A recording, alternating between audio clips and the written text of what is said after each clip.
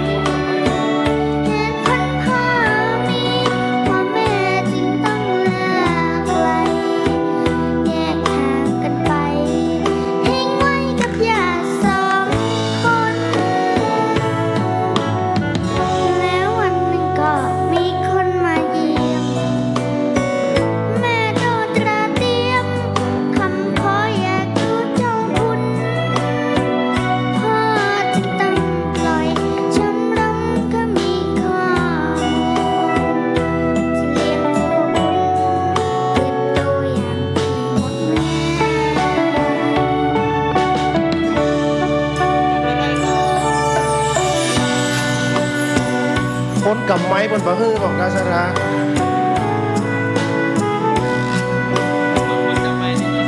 ที่จะร้องครับอาจารย์สนีกับหลงคนละเพลงหนึ่ง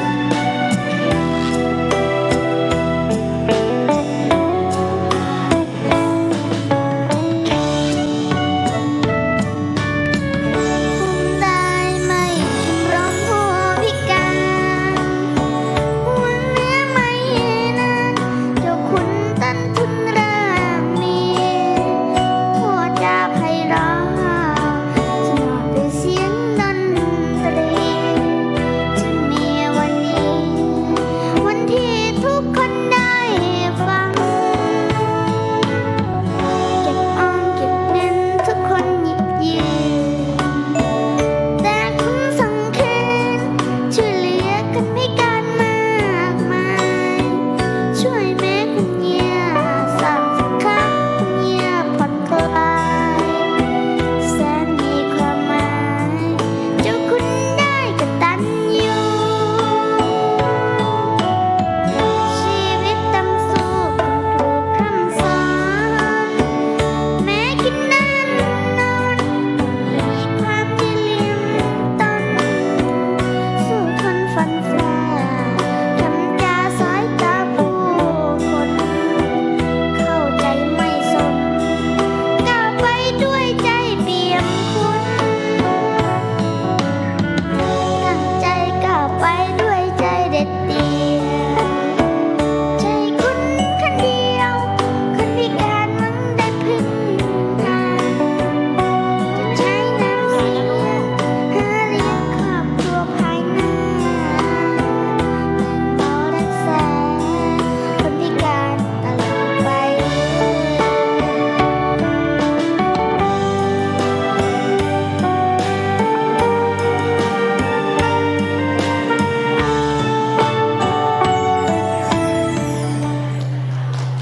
ขอเสียงปรบมือเด้อสถานเนอ น้ำใจล้นหลามเลยดอกเนาะเพราะอันนี้พาปีนี้เนี่ยใครได้ยังเปิดอีกอะ จะเขตัดแขนนะมอกะ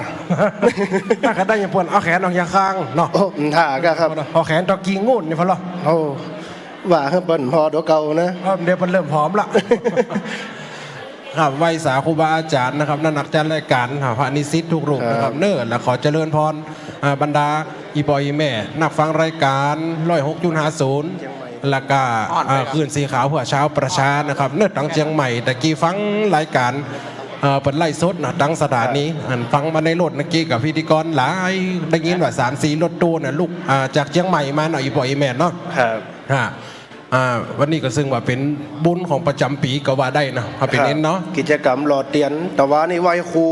ครับ ทานไหวครูยังไม่ได้ร่อนกำเดือดแต่ว่านี่นะครับ ภายได้ทีหนึ่ง เบิ้นมีประกวด อ๋อมีประกวดกะ ครับ ล็อกกวดอย่างเดียวกวด ล็อก ว่าง กวดอย่างเดียวครับล็อกเก็บกวาดครับ อีบอยแม่วางนี่พร้อมแหละวางนี่เอา น้ำนักไปหาลูกเชียงตุงมุนมาเนี่ยว างนี่เอายาพริก ตู้เจ้าอยู่วัดตู้เจ้าอยู่สวน อยู่สวนอี ไป โล หาวัดนี่ถ้าด่วนเที่ยงนิ่มต้องไปหาได้ไหมเนอะ ฮะ เอฟซีเลี้ยงมาดีเนี่ยผอมไปเนี่ยเอฟซีเลี้ยงดีวันออกวัน พ อ อ อก ดีไปหาหมอ อ๋อ เพราะว่าไขมันในเส้นเลือดจะสูงนะท่านจะกินยาก็จะไปปฏิบัติเองกัน อ๋อ เอาปฏิบัติเองดีกว่านะครับ สุขภาพคนเขานี่สำคัญนะครับพี่เน้นนะครับ เดี๋ยวกัตัวกันโลดเห็นกันได้จะเป็นตู้เจ้าแล้วเดี๋ยวขี่ข้อมได้นะถ้าจะลงละฟ้องหลังหน้านี่ อันนี้ขี่คอไผ่ครับนี่ ขี่ข้อจ้างศูนย์ฝึกลูกจ้างเลยทางชัดนี่บ่เลิกเนาะ ครับ อีบอยแม่ได้เดินทางมาหลายตีหลายทางฟังตะกี้อังการแล้วพระอาจารย์ เอาไปไหน พระอาจารย์สมฉ่ำได้ติดต่อมาไหมถ้าว่าอาจารย์เป็นตอนเจ้าเดี๋ยววันนั้นไปเชียงตุงอีพ่ออีแม่ไปเชียงตุงมาหน่ะไปเอวมาไปทำบุญไปเชียงตุงมาอีพ่ออีแม่ไปทำบุญเก้าวัดเหมือนกันอันนั้นนะเก้าวัดเหมือนกัน วันนี้ตุปิเกทายมากระพันหลักคิดเป็นนักไอ้แม่เป็นตุเจ้าเป็นตุเจ้าเป็นกล้าตุเจ้าประสาทค่ะเป็นสอนละอ่อนด้วยเนาะแล้วก็หลายอย่างวันนี้ก็ออกบ้านมาออกวัดมากับ8 โมงพอดีเนาะ ครับ ก็ฟังรายการมาสู้ต่างพี่น้องสถานแม่เก็ดน้อยสันซ้ายเจียงใหม่กับมาเอานี่ครับ โอ้เมเกตน้อยสันทราย ครับ ตั้ง สถานพอหน้าเราจำได้มันได้ออกวิทยุเหมือนจริงอย่างครับ โอ้ถ้าบันเกาะลิงสัญญาณตันมันกระชัดครับถ้าว่าตีพระอาจารย์ เอาถวายความเคารพครับหลวงพ่อพระครู อุดม หลวงพ่อพระครูอุดมศิริทัศน์นะครับเนาะเจ้าคณะตำบลทุ่งฝายนะครับเนอะ ครับถวายความเคารพ ครู ค บา รับ อาจารย์อันนี้นักเตะดาวข้างฟ้านะครับเนาะ ครับ เขายังว่ารุ่นหลังอยู่นี่นะอาตมาภาพกันยังรุ่นหลังอยู่อันอยู่ในเสาห้าอยู่ ฮะบวกคำต่อได้25เนี่ยครับ อันอยู่เสาห้า บวกคำซิม บวกแฮมซิปเอ้ โอ้ ย่ำถึงเดี๋ยวนะย่ำแฮมซิปนี่ จะเข้าเลขซีละอีปออีแม่เฮ้ยไม่กัดธรรมดาเนาะสังขารก็ดีใจเนาะดีบรรดาอีปออีแม่ได้มาหาพบปะก็หายไปฟ่อง ครับ ค่ะอยู่ด้วยฟ่อง ออกผ่องบอกออกผ่องวิทยุยังเป็นอันละสถาเป็นห้างไม่นี่นะพี่เจ้าหายไปไหนมดน้ำเรียนทำวัดผ่องเลยเนาะลืมผ่อง ครับภารกิจมันก็เริ่มหนักนะครับเด้อเขาจะเข้าพรรษาเนาะอยาก ตอน เข้า นัด พรร ก่อน ษา วันนี้จะออกก็ครับ วันนี้วันติดนะ วันนี้ออกกะ ออกทุกติดค่ะทุกแต่วันติดนี่บ่ลืมเขาแต่ว่าวันอังคารแต่ ครับ ถ้ามันวันอังคารนี่ป่วยแม่นะคนเป็นทำบุญช่วงมันเป็นวันดีเนาะแล้ว ครับ พอดีตกเดือนนี้เป็นวันเสียอีเนาะเสียประจำเดือน ครับ ก็เลยก็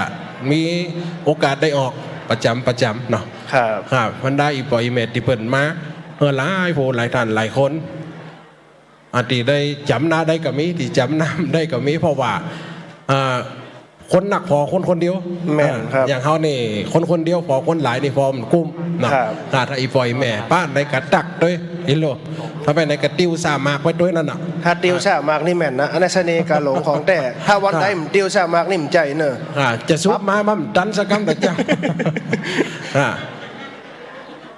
ได้หันหน้าข้างแรกอีปอยอีแม่เนาะ กี่ไปรายงานตัวแล้วก็จืมออกยมแม่เขียวเนาะ ยมแม่เขียว ยมแม่เขียวเดี๋ยวโทรไปถามปัญหา อยู่ นะ ห้างชัดนะแม่เนาะบันนังแลอีเมลจังโทรไปนะอ๋อเด็กกันแม่เขียวนะบัดจังโทรไปถามปัญหาธรรมะพ่อง เป็นว่าข้างแรกอะที่มาเนี่ยนะครับ อ๋อ กูเตรียมไปสักเดียวเนี่ยกูนี่การขอมาเจอกับเรื่องเสน่ห์กาหลงเนี่ยนะ แสดงว่ามีกลุ่มด้วยไปถ้าคนเท่ารุ่นนี้ครับหล่นได้ละมาในเมืองเนาะ ครับ มาในเวียงนี่อยากก็ต้องเปิ่งป้าอาศัยครับ รถหรือว่ากลุ่ม ครับ ใน ก็ ก ก ลุ่ ลุ่ ม ม ใน เห็น รถ มาแต่เจ้าก็พี่น้องสถาบันฟอน อ่า นั่งรถเหลืองมาน่ะขาวเขาเรียกเลยเจ้านี่นะ นั่งรถเหลืองขาว นั่นรถเหลืองและสีขาวน่ะ อ้าวเป็นแม่ขาวมาจะได้ครับว่าตั้งไนท์สีขาว ก็แม่ขาวเนี่ยก็ แม่ขาวเนี่ยพ่อขาวแม่ขาวมา อ่า แต่นั่งรถเหลืองมาแต่เจ้านี่นะ พี่น้องสถาสายบรรจุเนี่ย โด เจียงใหม่สมัยนั้นรถสีเขียวนั่นนะเจ้านี่นะแต่ตั้งไนท์สีขาว รถตู้กะ มาใจรถตู้ครับ นั่งรถสองแถวมาเจ้านี่นะ ลูกเจียงใหม่บนน่ะมาครับ พระอาจารย์กับมารถตู้น่ะนะเมื่อกี้กับมารถตู้น่ะ รถตู้อย่างครับ พอดีเขาเอาตู้ไปส่งเจโฮมก็เลยติดเขามาเนี่ยเลยมาควาร ถ ยหน่อย อันนั้นมาใจรถตู้ห้องรถส่งตู้ นั่นนะเฟอร์นิเจอร์น่ะ ครับ ครับ เอาไปเป็นน้องเจ้าขุนด้วยพระอาจารย์ผมว่านะ โอ้น้องเจ้าขุน เก็บผมแล้วคำเตียนะ อันนี้ถ้าเป็นเจ้าขุนนี่จะเป็นเจ้ามั้ยนะ คนว่าเจ้าจ้างคนนั้น นี่เจ้าขุนน่ะ ครับ นี่คนเขา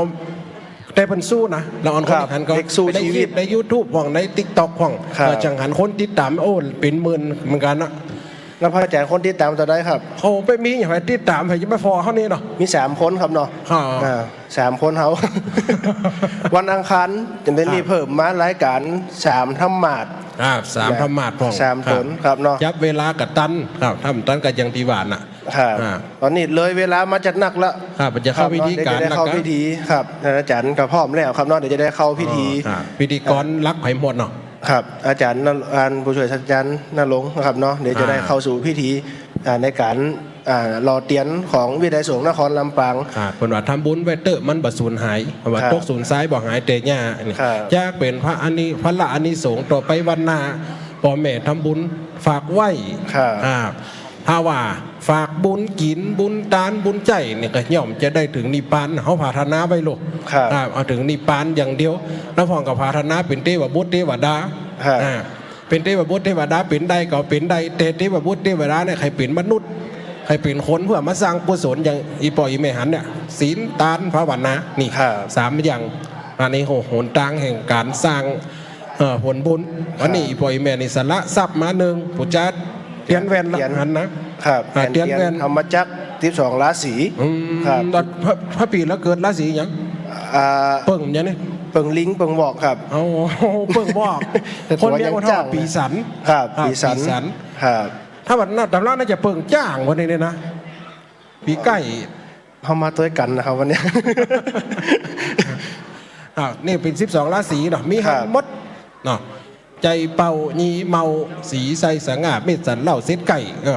นี่คนเมืองบนไหลโลก ครับ ถ้าว่าภาคสากลเนาะ ปี ชวดฉลูขานเถาะมะเมียมะแม่มะลง ครับ มะสิงมะเล็งมีโอกาสมะเล็ง หนึ่งใจครับหนึ่งใจ อันนี้คือ12ราศีที่เขานับถือกันเปิดไหวสาจุพระธาตุนั่นพระธาตุนี่โลกแต่พระธาตุลำปางหลวงเขานี่จุพระธาตุคนได้เกิดปีงัวก็ไปไหวสักการะปูชานี่ ครับ ก็เป็นกลสโลบายคนเมืองหน่อยปล่อยแม่เป็นกลสโลบายหรือว่ากุศโลบายที่ให้คนเขาบัลละตั้งศีลตั้งทานตั้งธรรมเพื่อปฏิบัติแล้วจะได้ถึงสุขสุข3ประการคือสุขมีในมังคลสุขมีในมังฟ้าสุขในมหานี่แหละปันเจ้า ครับ ครับถ้าพร้อมแล้วจะโอนไม้เข้าไป อาจารย์ณรงค์ครับผม ครับอาจารย์นรงค์เด้อเอาต่อเลย จะ ครับ ได้ครับเข้าสู่พิธีต่อเลยครับเนาะ ครับก็ขอขอบคุณนะครับท่านพระอาจารย์เสน่ห์การหลงนะครับท่านพระอาจารย์เสวตปัญญาวชิโรนะครับดีเจชื่อดังพระนักเทศน์มหาจารย์ประยุกต์นะครับซึ่งวันนี้ FC ก็หลายท่านนะครับติดตามบางท่านก็หูจักมาเกยกันจัดนี้บางท่านกำลังหันตัวจริงกันวันนี้นะครับดีเจได้ยินกับเสียงของ FC เวลาโทรหาแต่งานนี้นะครับวันนี้ก็หลายท่านก็ได้พบหน้าค่าตากันแล้วนะครับครับก็ขออนุญาตนะครับเข้าสู่ลำดับพิธีของพิธีเปิดโครงการอนุรักษ์สืบสานประเพณีส่งเสริมพระพุทธศาสนาศิลปวัฒนธรรมและภูมิปัญญาท้องถิ่นนะครับในกิจกรรมจัดนิทรรศการเนื่องในวันสำคัญทางพระพุทธศาสนาและวันสำคัญของชาติประจำปีงบประมาณ 2567 ในปีการศึกษา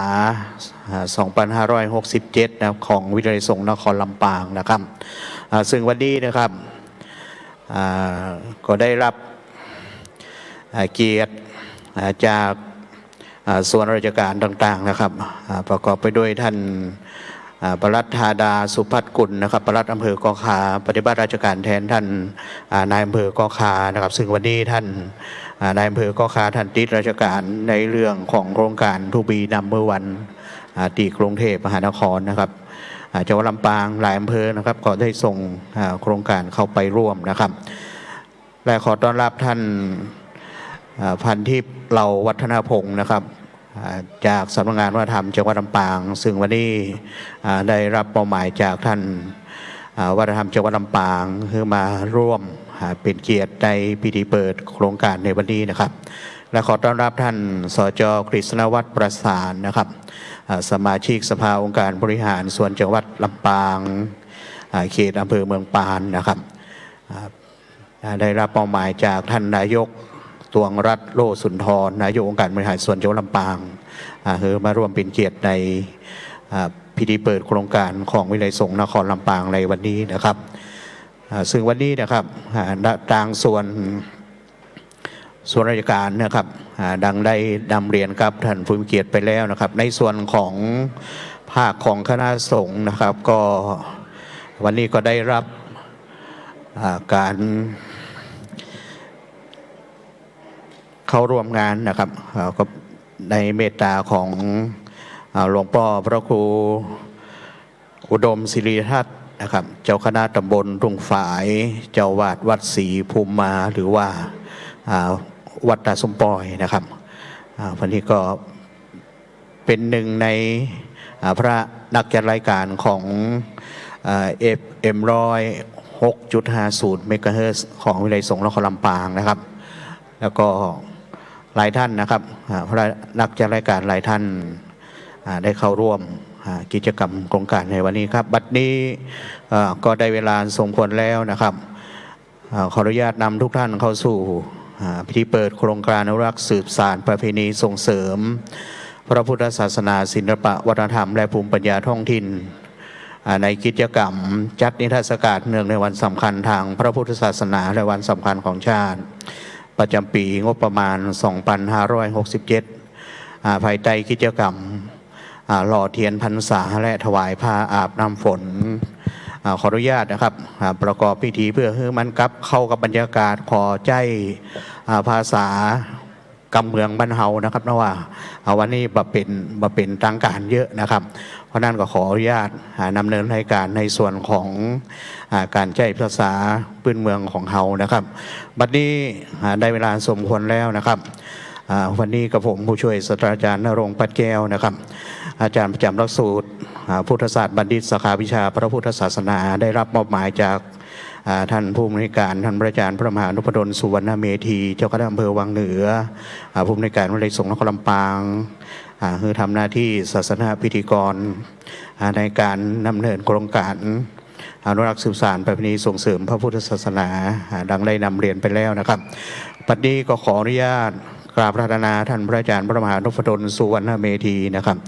ผู้อำนวยการวิทยาลัยสงฆ์นครลำปางเจ้าคณะอำเภอวังเหนือนะครับได้เป็นประธานจุดธูปเทียนบูชาพระรัตนตรัยกราบพระธนาด้วยความเคารพอย่างสูงครับ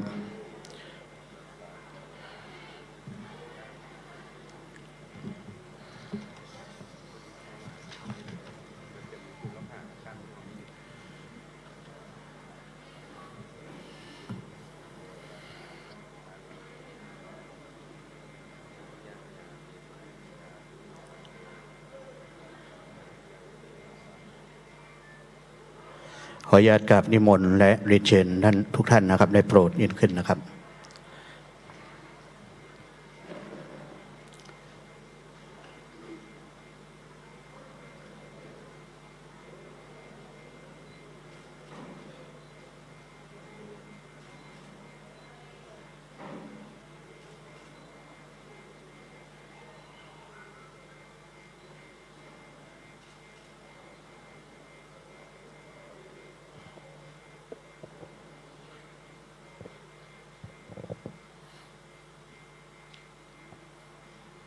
ไปพร้อมๆกันอะระหังสัมมาสัมพุทโธภะคะวาอะระหังสัมมาสัมพุทโธภะคะวาพุทธังภะคะวันตังอภิวาเทมิพุทธังภะคะวันตังอภิวาเทมิสวากขาโตภะคะวะตาธัมโมสวากขาโตภะคะวะตาธัมโมธัมมังนัมสสามิธัมมังนัมสสามิสุปฏิปันโนภะคะวะโตสาวกสังโฆสุปฏิปันโนภะคะวะโตสาวกสังโฆสังฆังนะมามิสังฆังนะมามิหันธมยังพุทธัสสะภะคะวะโตปุพพะคะมนะการังกโรมะเสนะโมตัสสะภะคะวะโต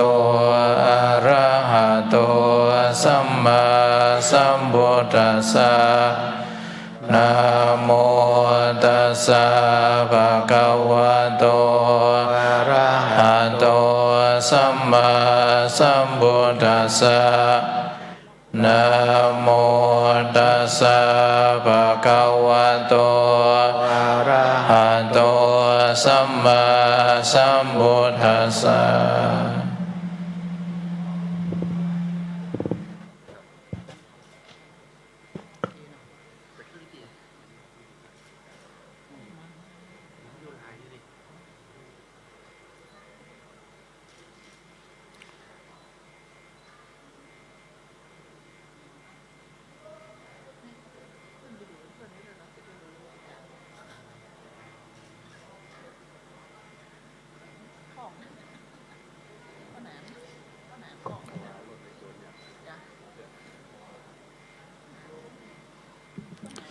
นิมนต์และเรียนเชิญทุกท่านได้นั่งลงครับ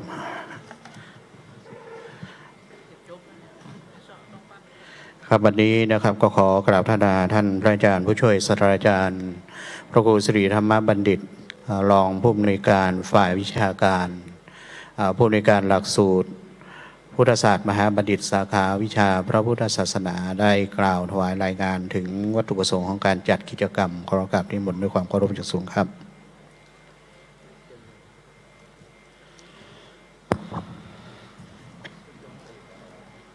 กราบเรียนพระอาจารย์พระมหานพดลสุวรรณเมธีเจ้าคณะอำเภอวังเหนือ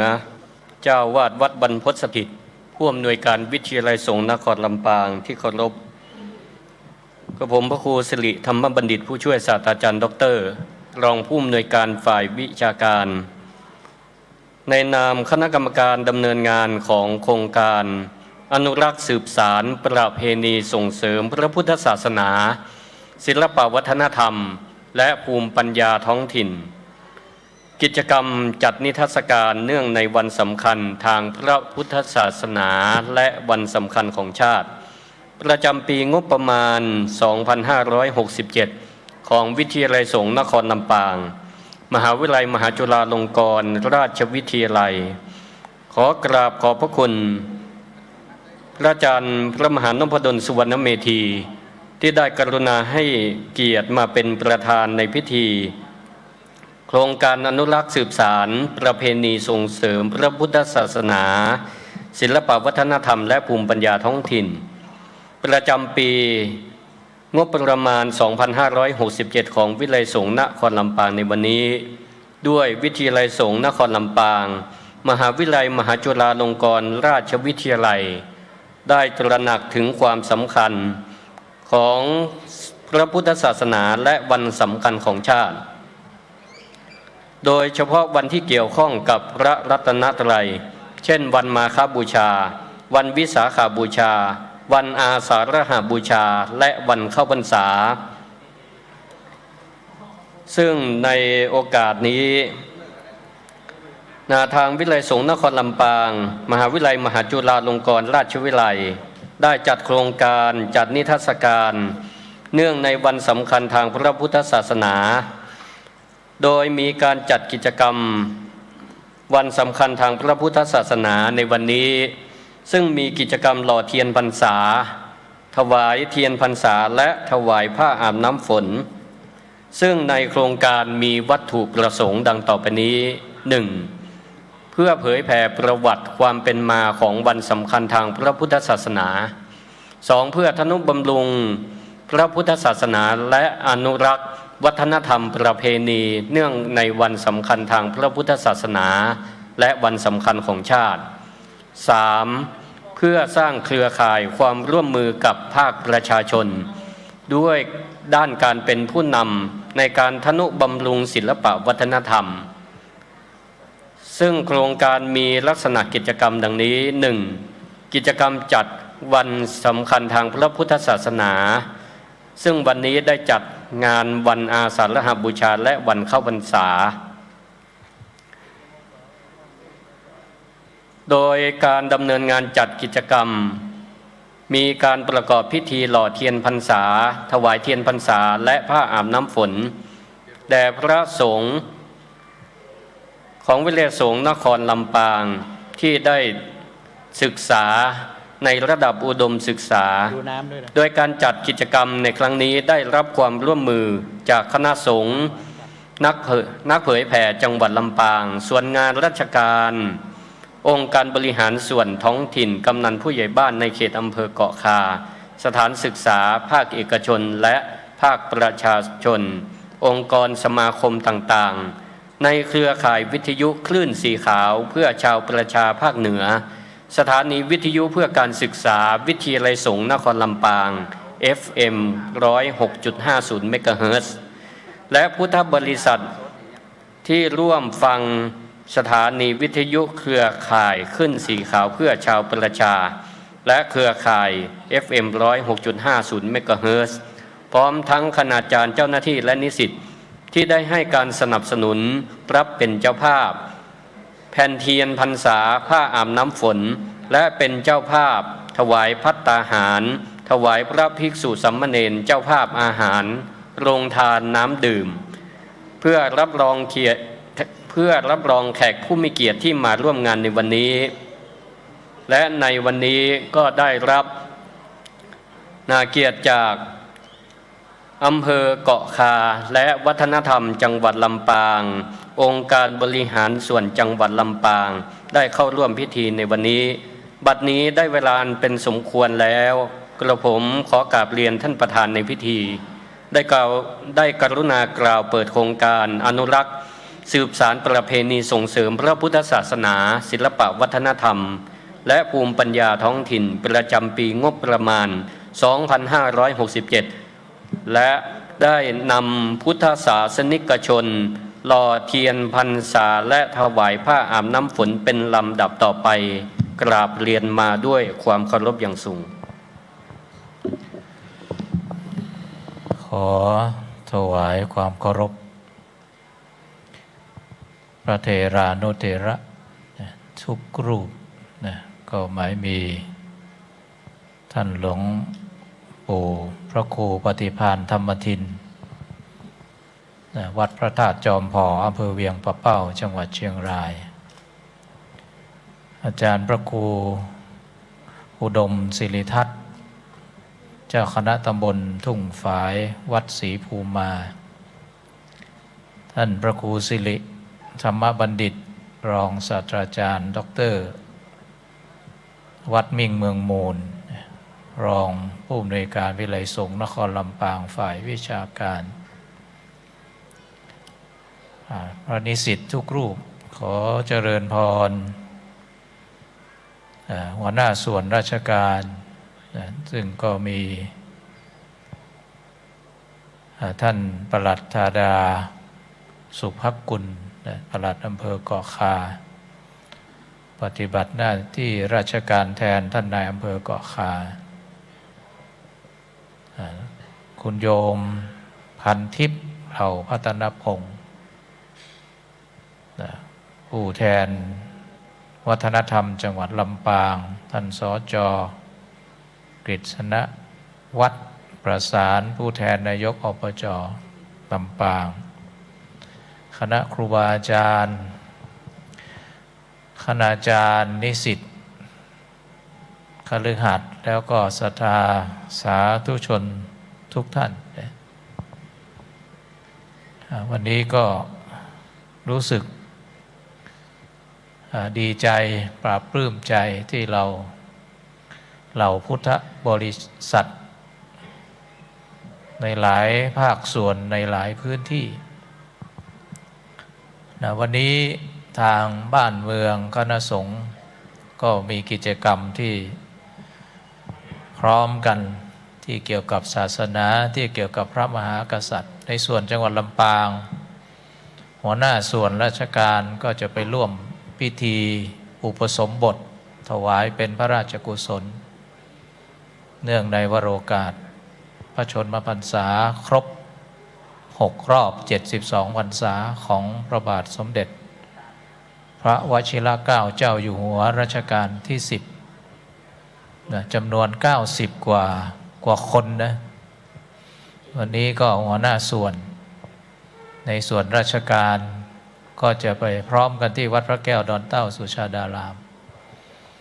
ปีที่แล้วท่านผู้ว่าราชการจังหวัดมาวันนั้นก็ได้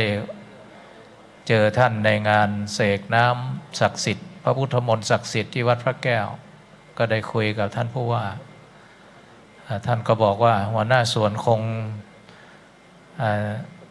จะไม่ว่างนะพระอาจารย์เพราะว่ามีโครงการ To be number one ด้วยแล้วก็ผมต้องรีบไปร่วม To be number one แล้วก็มาร่วมงานอุปสมบท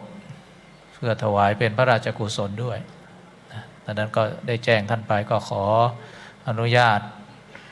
ก็ไม่ได้ทำหนังสือเรียนผู้ว่าไปแต่ยังไงก็ดีวันนี้นะอาตมาภาพในนามของผู้อำนวยการวิไลสงฆ์นครลำปางก็มีโอกาสได้ไปทักทาย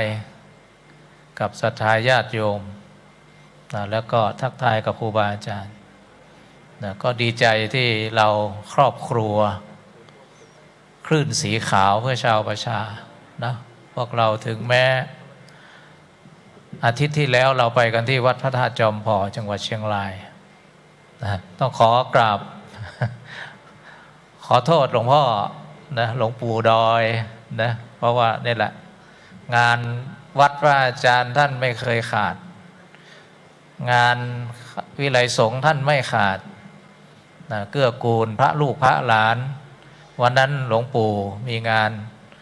ก็เนื่องด้วยเป็นเจ้าคณะอำเภอวังเหนือพื้นที่จัดปลูกป่าสืบชะตาป่านะก็เลยมอบหมายให้ท่านรองพระครูสิริไปร่วมพิธีนะก็บอกแจ้งหลวงปู่ว่าถ้าจะละจากพื้นที่เดี๋ยว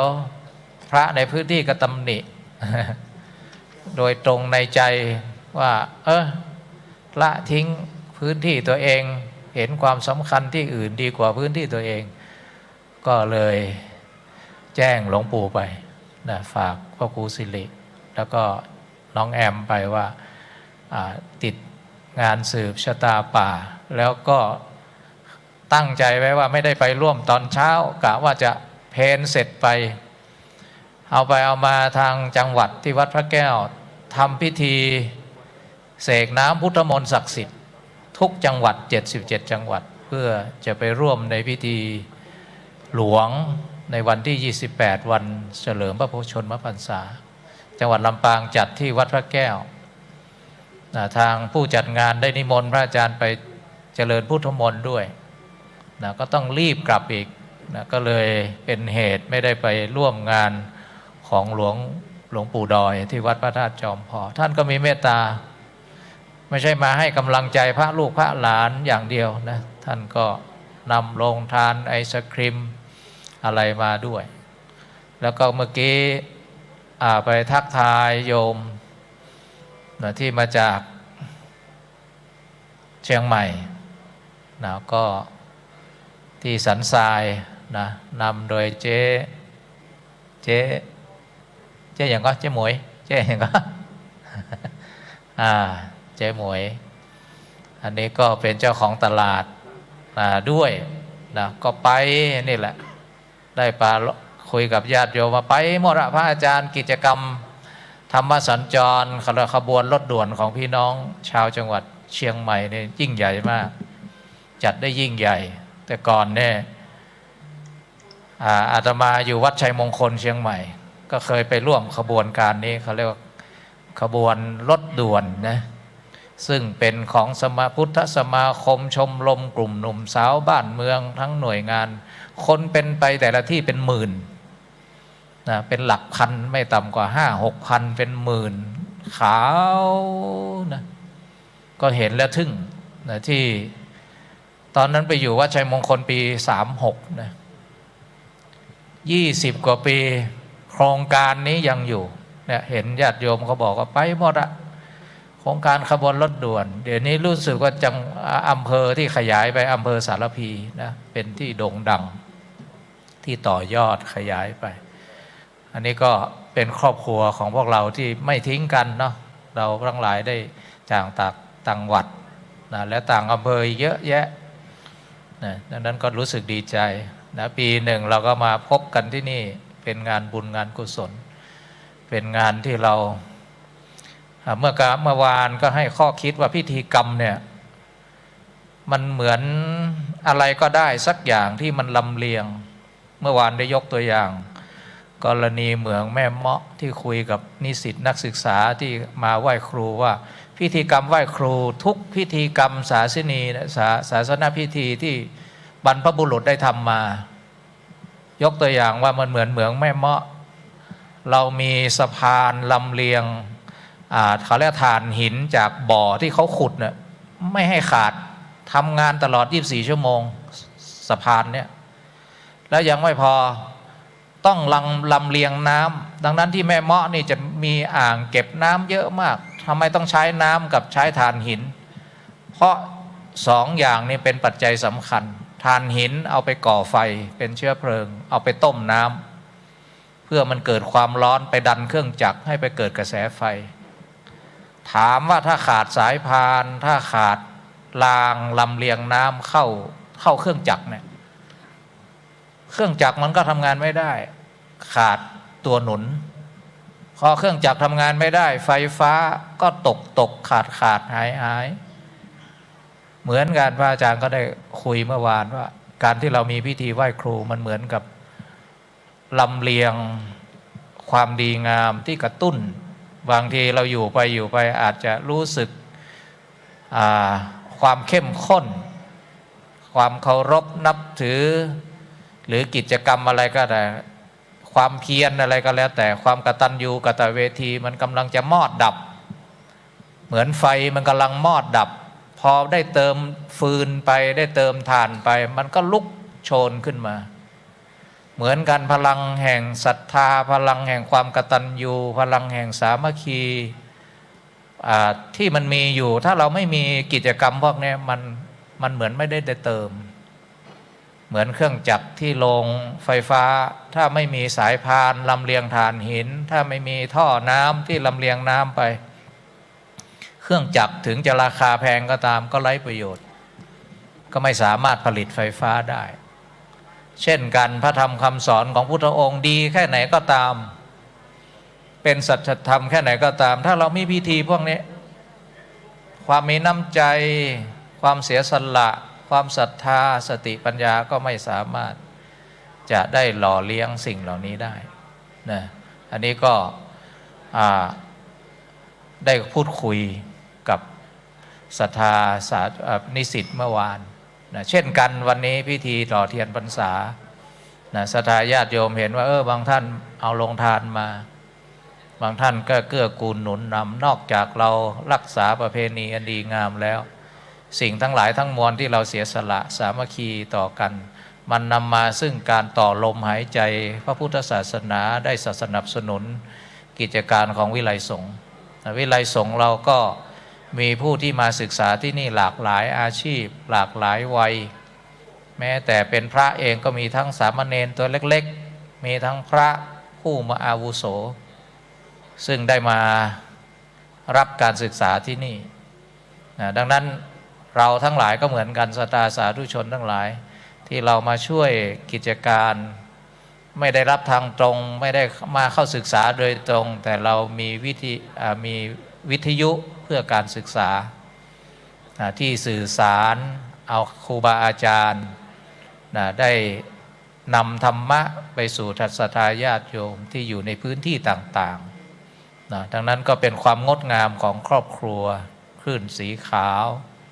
ครอบครัวของพุทธศาสนิกชนเราไม่มี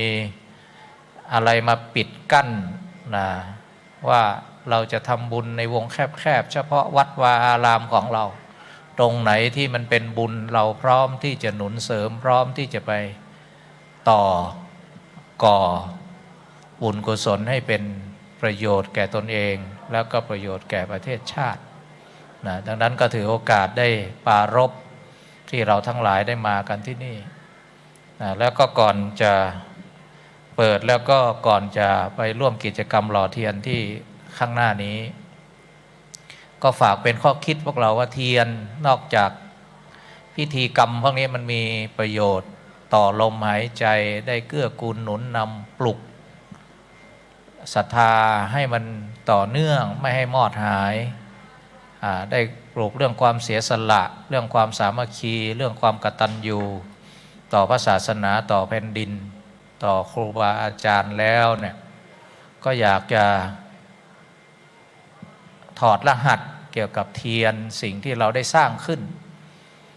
เทียนเนี่ยเวลาเราจุดเนาะมันจุดมาแล้วมันจะขับไล่ความมืดถ้ามันถูกจุดถ้าเทียนมันมีน้อยมันก็ไล่ความมืดในวงแคบๆถ้ามีเทียนหลายเล่มจุดไปปรากฏว่าที่มันมืดมากมันก็จะเหลือมืดน้อยจากมืดน้อยมันจะกลายเป็นความสว่างเพราะเกิดจากแสงสว่างจากเทียนทีละเล่มทีละเล่มทีละเล่มเช่นกันที่เราจุดแสงเทียนขึ้นแสงไฟขึ้นก็เหมือนกับความดีที่เราก่อตัวที่เราสร้างขึ้นแต่ละคนที่เราสะสมที่เราทำหนึ่งคนก็เหมือนเราจุดเทียนหนึ่งเล่มมันสว่างวงแคบๆ2 คน3 คนมันเริ่มเป็นพลังมหาศาลละแสงสว่างนี่เห็นหรือยังว่าพลังความดีมันจะทำให้ความมืดก็คือปัญหาสังคม ที่มันน้อยมันก็กลายเป็นไม่มีที่มันมีเหมือนกับความมืดมันก็จะเบาบางเพราะเราแต่ละคนเหมือนเทียนที่ถูกจุดก็คือมีความดีเป็นรัศมีแห่งตัวนี่ข้อที่หนึ่งอยากจะฝากเป็นข้อคิดว่าที่ไหนที่เราทำให้สังคมดีขึ้นเพราะเรามีแสงสว่างอยู่ในตัวก็คือความดีหนึ่งคนก็หนึ่งแสงสว่างประการที่สองเทียนเวลาจุดไว้แล้วเนี่ยมันจะถูกไฟเผาผลาญเหลือน้อยสักเพียงใดก็ตามเทียนมันยังจะให้แสงสว่างรอบตัวมันจะเหลือน้อยสักเพียงใดก็ตามดังนั้นเวลาเราจะเป็นคนดีเราจะทำความดีก็ขอให้รักษาความดีคู่ขนานไปกับอายุของเราซึ่งเหลือน้อยลงเหมือนเทียนที่มันเหลือน้อยลงก็ตามแต่มันยังมีแสงสว่างรอบตัวมันเสมอต้นเสมอปลายเราเป็นคนดีก็ต้องเป็นคนดีเสมอต้นเสมอปลายสม่ำเสมออย่าเป็นคนดีที่เวลาถูกชักจูงด้วยผลประโยชน์วันข้างหน้าก็ลุ่มดอนเหมือนไฟที่มันถูกกระทบมันวับมันไม่สม่ำเสมอมันไม่มีประสิทธิภาพดังนั้นเวลาเราจะเป็นคนดีก็ขอให้มันนิ่งตรงแล้วก็สม่ำเสมออันนี้ก็อยากจะฝากแสงเทียนที่เราได้รับก็น้อมนำมาเป็นคติธรรมด้วยประการที่สามก็อยากฝากพวกเราว่าเทียนเล่มไหนที่มันแกว่งมากมักจะมีน้ำตาเทียนมากแล้วก็เทียนเล่มนั้นจะหมดไวถ้าเปรียบเหมือนเทียนที่นิ่งเหมือนกับจิตใจที่สงบเทียนที่มันแกว่งเหมือนกับจิตใจที่ทุกข์ฟุ้งซ่านเทียนที่ไฟมันแกว่งมันจะมีน้ำตาเทียนเยอะหมายความว่าคนที่ฟุ้งซ่านจิตใจไม่สงบเป็นคนที่ทุกข์มาก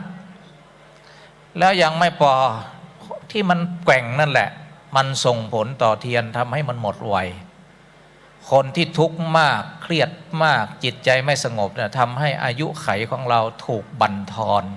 จะถ้าเป็นเหตุให้อายุสั้นดังนั้นอยากให้อายุยืนเราก็ต้องทำตัวเหมือนเทียนที่ไฟมันนิ่งมันจะค่อยๆมอดแล้วมันจะอยู่นานด้วยคนที่มีจิตใจสงบอายุไขธาตุขันธ์ของเราก็จะไม่เสื่อมไปมากจะเป็นคนที่มีอายุยืนด้วยนะเอาละก็เป็นกำลังใจให้พวกเราวันนี้ก็ท่านปลัดนะปลัดหาดานี่มาแต่เช้านะเมื่อกี้ไปคุยมาคนบ้านผมมาเยอะเลยพระอาจารย์นะคนสันทรายเนาะเนี่ยท่านปลัดเป็นคนสันทรายนะญาติโยมเดี๋ยวก็มาทักท่านได้ท่านมาเพิ่งมาอยู่ที่นี่ย้ายมานะก็รู้สึกว่า 3-4 เดือนละเนาะดังนี้ก็เดี๋ยวก็มาคุยกับท่านปลัดได้เป็นคนสันทรายเอาละในนามของผู้บริหารและในนามผู้อำนวยการวิไลสงฆ์นครลำปางก็ขออนุโมทนาขอบคุณหัวหน้าส่วนราชการองค์กรปกครองส่วนท้องถิ่นกำนันผู้ใหญ่บ้านในเขตอำเภอเกาะคาสถานศึกษาภาคเอกชนภาคประชาชนและองค์กรสมาคมต่างๆนักจัดรายการสถานีวิทยุเครือข่ายคลื่นสีขาวเพื่อชาวประชาภาคเหนือสถานีวิทยุเพื่อการศึกษาวิไลสงฆ์นครลำปาง FM 106.50 เมกะเฮิรตซ์และคณาจารย์เจ้าหน้าที่นิสิตทุกท่านนะที่ตลอดถึงญาติโยมที่มาจากทิศทั้ง4นะที่ให้การสนับสนุนและเป็นเจ้าภาพถวายเทียนพรรษาผ้าอาบน้ำฝนถวายภัตตาหารพระภิกษุสามเณรเจ้าภาพอาหารลงทานน้ำดื่มเพื่อรองรับแขกผู้มีเกียรติที่มาร่วมงานในวันนี้บัดนี้ได้เวลาอันสมควรแล้วขอเปิดโครงการอนุรักษ์สืบสารประเพณีส่งเสริมพุทธศาสนาศิลปวัฒนธรรมและภูมิปัญญาท้องถิ่นกิจกรรมเนื่องในวันสำคัญทางพระพุทธศาสนาวันอาสาฬหบูชาวันวิสาขบูชาและเป็นการเฉลิมพระเกียรติถวายเป็นพระราชกุศลเนื่องในวันเฉลิมพระชนมพรรษา 28 กรกฎาคมในวาระที่พระองค์มีพระชนมายุครบ6 รอบ 72 พรรษาประจำปีงบประมาณ 2567 ขออำนวยอวยพรให้การจัดงานดำเนินไปด้วยความเรียบร้อยบรรลุวัตถุประสงค์ทุกประการขอกราบคารวะด้วยความเคารพขอเจริญพร ครับในนามของไดสงฆ์นครลำปางนะครับก็ขอกราบขอบพระคุณในเมตตาของท่านพระอาจารย์พระมหานพดลสุวรรณเมธีเจ้าคณะอำเภอวังเหนือผู้อำนวยการวิทยสงฆ์นครลำปางที่ได้เมตตาได้กล่าวเปิดและให้ข้อคิดสเก็ตธรรมในการดำเนินชีวิตบูรณาการในกิจกรรมของการหล่อเทียนพรรษาและถวายผ้าอาบน้ำฝนของวิทยสงฆ์นครลำปางประจำปีการศึกษาและประจำปีประมาณ 2567 มาในโอกาสนี้เป็นอย่างสูงนะครับโอกาสนี้นะครับขอได้รับเกียรติจากท่านปลัดธาดาสุภัทรคุณนะครับปลัดอำเภอเกาะคาปฏิบัติราชการแทนท่านนายอำเภอเกาะคาได้ขึ้นถวายเครื่องไทยธรรมแด่ประธานในพิธีขออนุญาตเรียนเชิญด้วยความเคารพครับ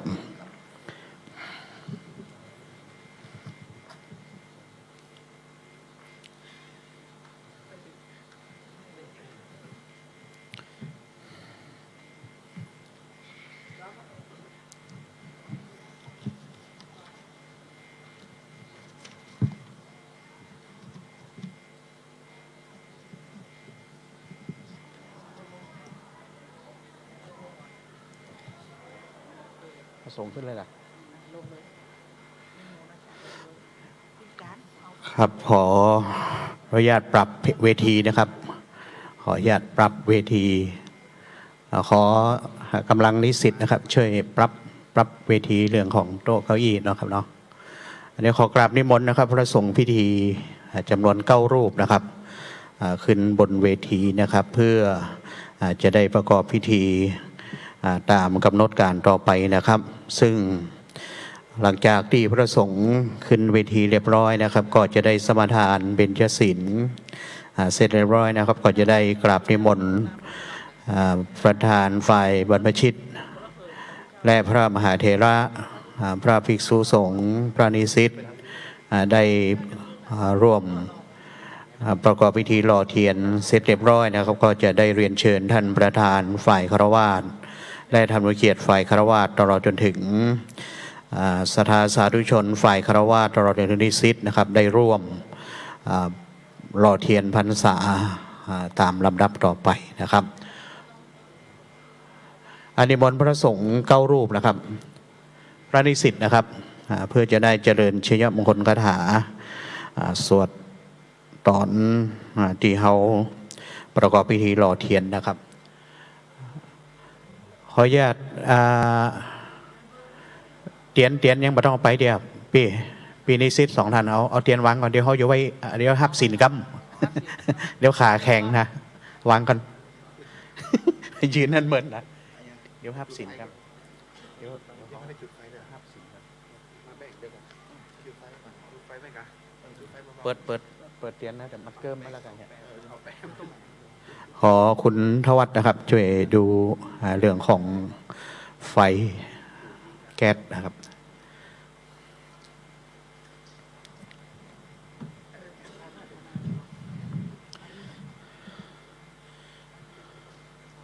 ไปดูตาลปัดหลังเวทีนะครับลูกตาลปัดหลังเวทีนะครับนี่ครับ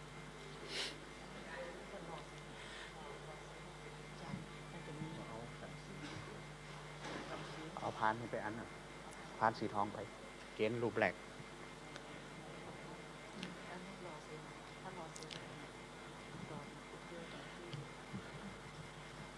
ครับเกณฑ์เลย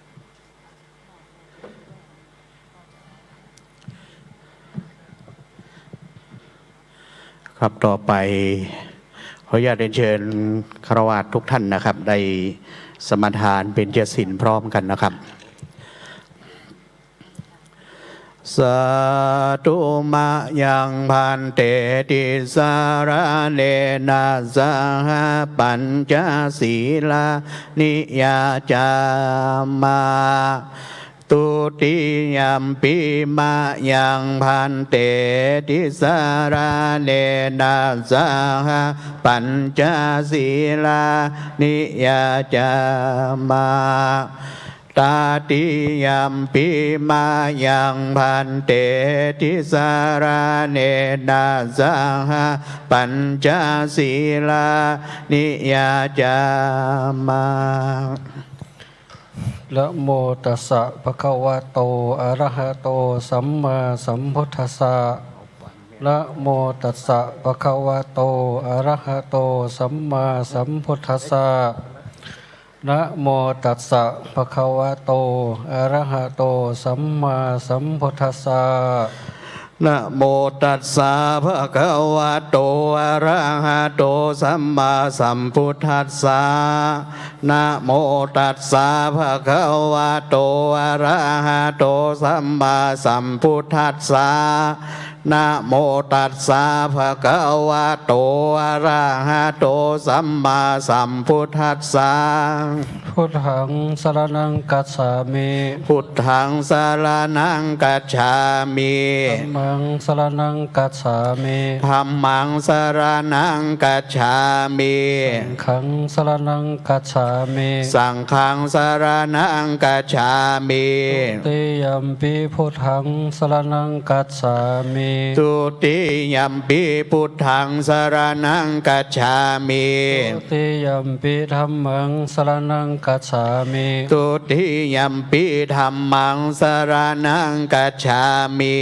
ติยัมปิสังฆังสรณังกัจฉามิ ทุติยัมปิสังฆังสารนังกัจฉามิ ตติยัมปิพุทธังสรณังกัจฉามิ ตาติยัมปิพุทธังสารนังกัจฉามิ ตติยัมปิธัมมังสรณังกัจฉามิ ตาติยัมปิธัมมังสารนังกัจฉามิ ตติยัมปิสังฆังสรณังกัจฉามิ ตาติยัมปิสังฆังสารนังกัจฉามิ ปานาติปาตาเวรมณี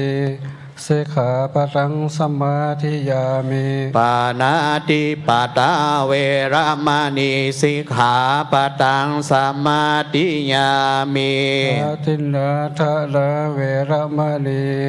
สิกขาปะทังสมาธิยามิ อาตินนาตานาเวรมณีสิกขาปะตังสมาธิยามิ กาเมสุมิสาจาราเวรมณีสิกขาปะทังสมาธิยามิ กาเมสุมิจฉาจาราเวรมณีสิกขาปะตังสมาธิยามิ มุสาวาตาเวรมณีสิกขาปะทังสมาธิยามิ มุสาวาตาเวรมณีสิกขาปะตังสมาธิยามิ สุราเมรยมัชฌะปะมาตาฐานาเวรมณีสิกขาปะทังสมาธิยามิ สุราเมลยามาจาปมาตฐานาเวรมณีสิกขาปะตังสมาธิยามิ อิบานิปัญจสิกขาปทานิสีเลนะสุขติงยันติ สาธุ สีเลนะโภคสัมปทา สาธุ สีเลนะนิพุตติงยันติตัสมาสิลังวิโสทะเย สาธุครับโอกาสต่อจากนี้ไปนะครับ ขอกราบนิมนต์ท่านพระอาจารย์พระมหานพดลสุวรรณเมธีเจ้าคณะอำเภอวังเหนือเจ้าคณะผู้บริการไร่สงฆ์นครลำปางนะครับพร้อมกับโดยหลวงปู่ดอยนะครับพระครูปฏิภาณธรรมทินจากวัดพระธาตุจอมพอจังหวัดเชียงรายนะครับพร้อมกับโดยพระนักกิจการทุกรูปนะครับได้นำหล่อเทียนพรรษาขอกราบนิมนต์ด้วยความเคารพอย่างสูงทุกรูปนะครับ เดี๋ยวในระหว่างที่ท่านผู้อำนวยการและก็หลวงปู่พระครูปฏิพันธ์ธรรมทินพระมหาเถระในที่ประชุมสงฆ์นำพระสงฆ์พระนิสิตหล่อเทียนพรรษาและก็ตามด้วยท่านปลัดอาวุโสของอำเภอเกาะขาแล้วก็ส่วนราชการบอกว่าจะเป็นองค์การส่วนบริหารท้องถิ่นจังหวัดวัฒนธรรมจังหวัดนะครับก็ได้เดินนำศรัทธาญาติโยมหล่อเทียนพร้อมกันวิปัสสิปฏิภาหายาสัพพสัมปติสิทธิยาสัพพทุกขาวินาศายาปริตังรูดามังคารังวิปัสสิ ปฏิภาหายาสัพพะสัมปติสิทธิยาสัพพะปัญญาวินาศายาปริตังโรธามังคารังวิปติปฏิภาหายาสัพพะสัมปติสิทธิยาสัพพะโลกาวินาศายาปริตังโรธามังคารัง นะโมตัสสะภะคะวะโตอะระหะโตสัมมาสัมพุทธัสสะนะโมตัสสะภะคะวะโตอะระหะโตสัมมาสัมพุทธัสสะนะโมตัสสะภะคะวะโตอะระหะโตสัมมาสัมพุทธัสสะอิติปิโสภะคะวะพุทธศาสนิกชนสามารถสวดพร้อมกันได้นะครับสวดดังๆเพื่อดังทั่วห้องประชุมแห่งนี้เลยอนุนตโรปุริสธรรมสารดิสันทาเทวมนุนสานังพุทโธภะคะวันติติปิโสภะคะวะอะระหังสัมมาสัมพุทโธวิญญาณจรณะสัมปันโนสุขโตโลกวิโตอนุนตโรปุริสธรรมสารติสันทาเทวมนุนสานังพุทโธภะคะวันติติปิโสภะคะวะอะระหังสัมมาสัมพุทโธวิญญาจรณะสัมปันโนสุขโตโลกวิทู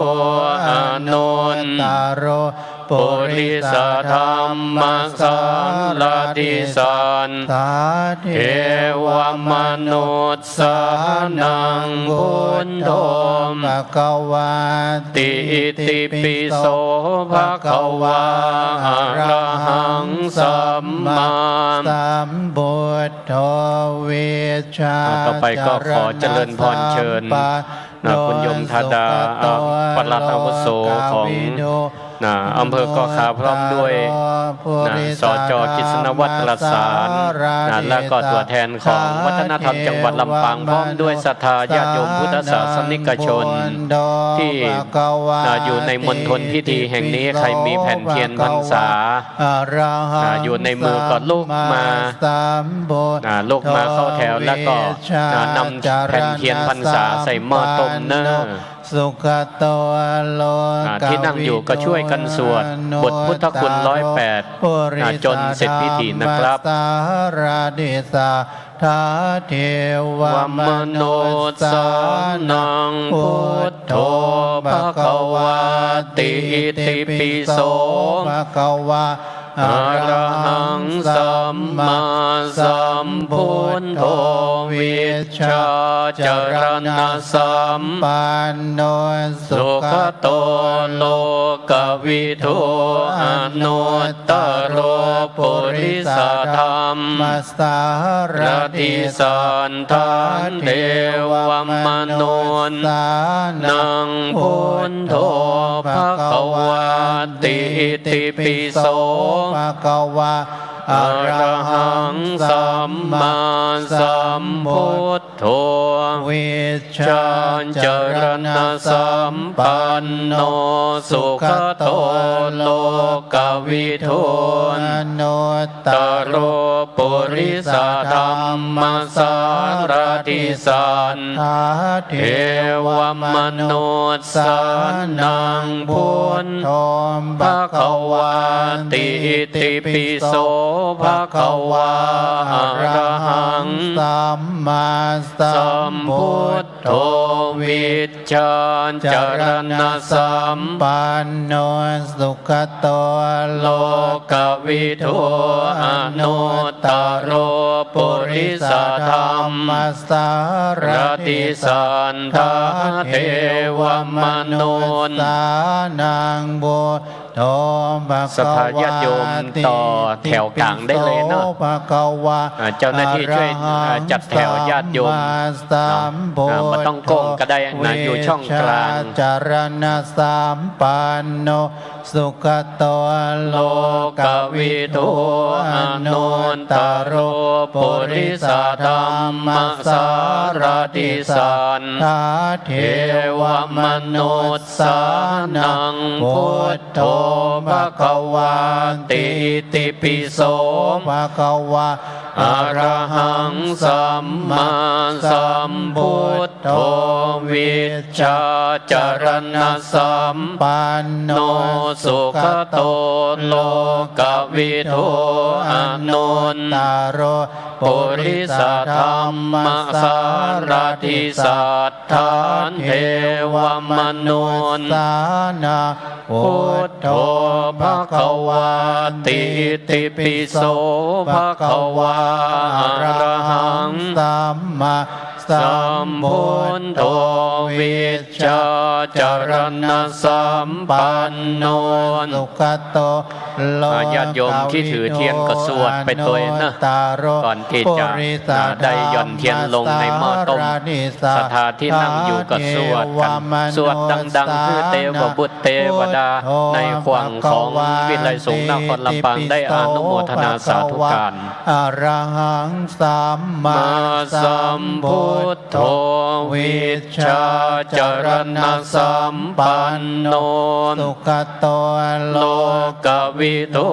อนุตตโรปุริสธรรมสา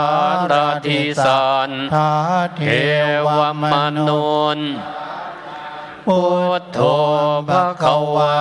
ติติปิโสภะคะวาอะระหัง สัมมา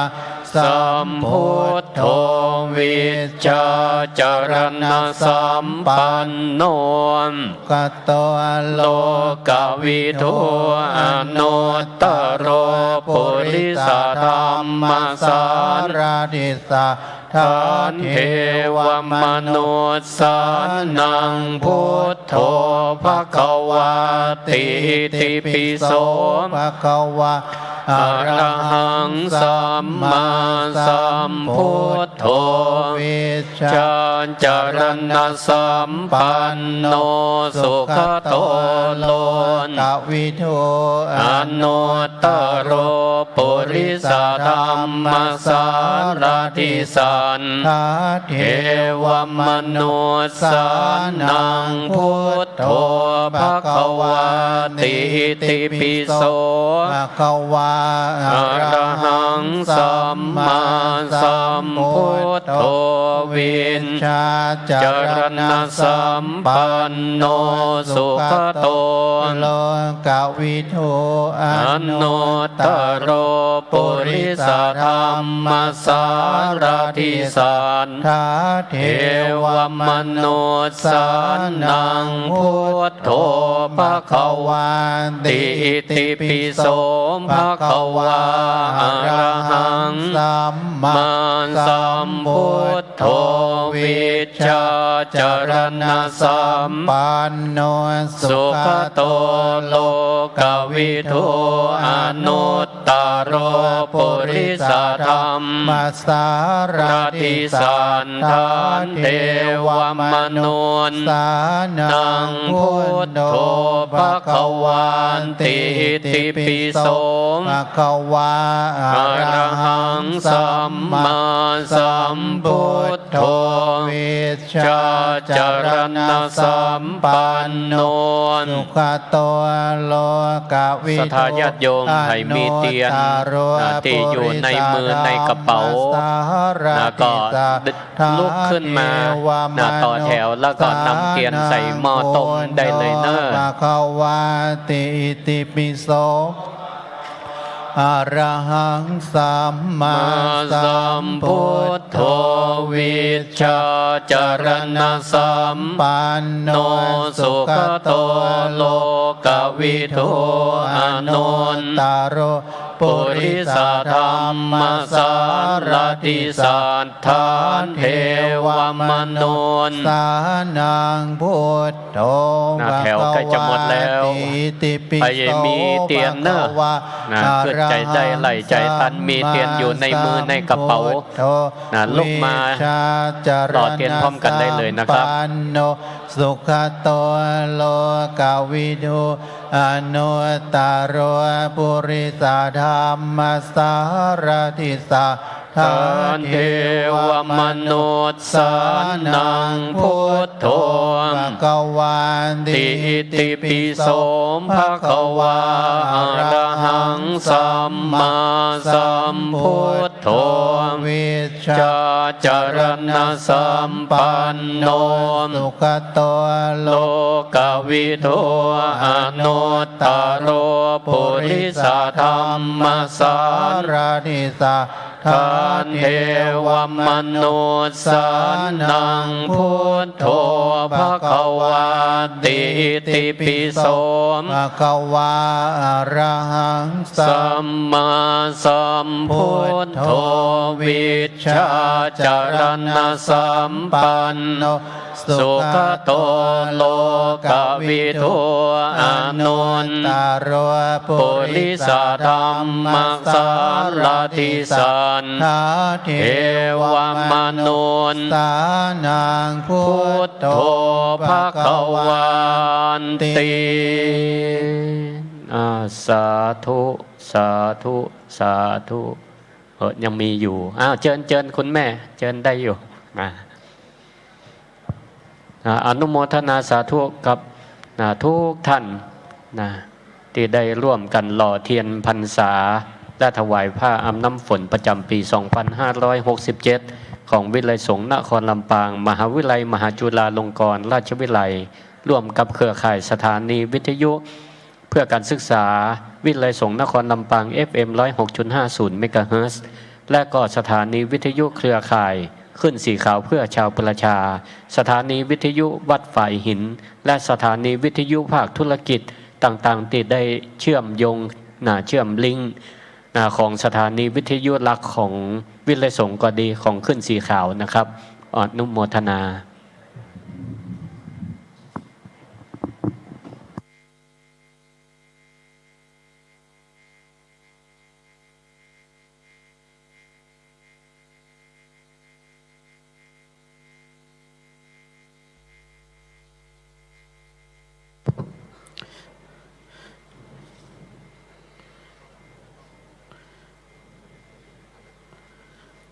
ครับลำดับจากนี้ไปนะครับก็ขอเรียนเชิญนะครับประธานสภานิสิตฝ่ายคฤหัสถ์ฝ่ายคฤหัสถ์ประจำปีการศึกษา 2567 นะครับได้เป็นผู้กล่าวนำกำถวายเทียนพรรษาและกำถวายผ้าอาบน้ำฝนเรียนเชิญครับ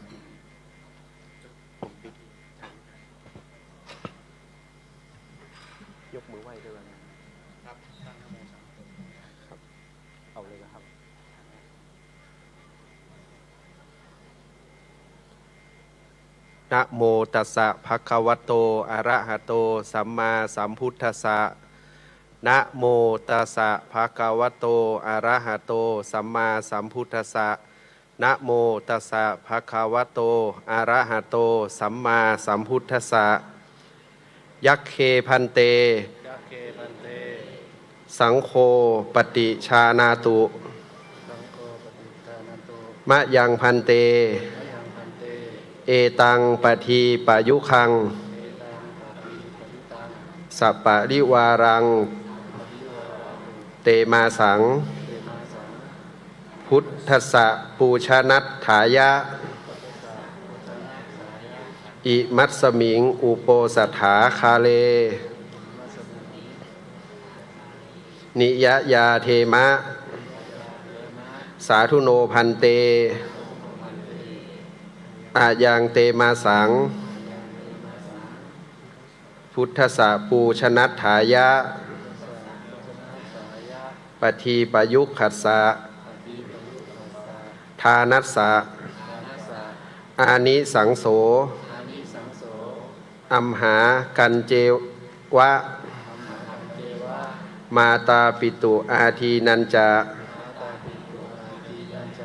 ปิยะชะนานังทีฆารตังหิตายะสุขายะสังขวัตตตุข้าแต่พระสงฆ์ผู้เจริญขอพระสงฆ์โปรดรับทราบข้าพระเจ้าทั้งหลายขอน้อมถวายเทียนเล่มนี้พร้อมกับของบริวารเพื่อเป็นพุทธบูชาตลอดพรรษาขออานิสงส์แห่งการถวายเทียนเพื่อเป็นพุทธบูชาตลอดพรรษานี้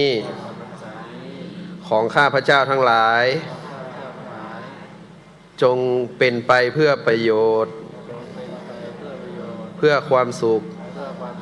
แก่ข้าพเจ้าทั้งหลายด้วยแก่ปียชนทั้งหลายมีมารดาบิดาเป็นต้นด้วยตลอดกาลนานเทินสาธุ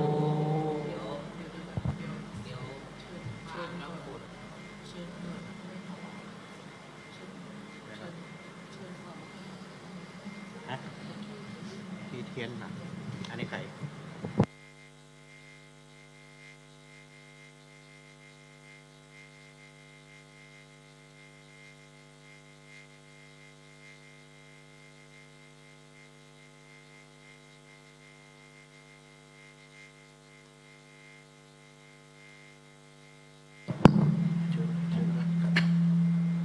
2 3ครับต่อไปนะครับจะได้กล่าวคำถวายผ้าน้ำฝนน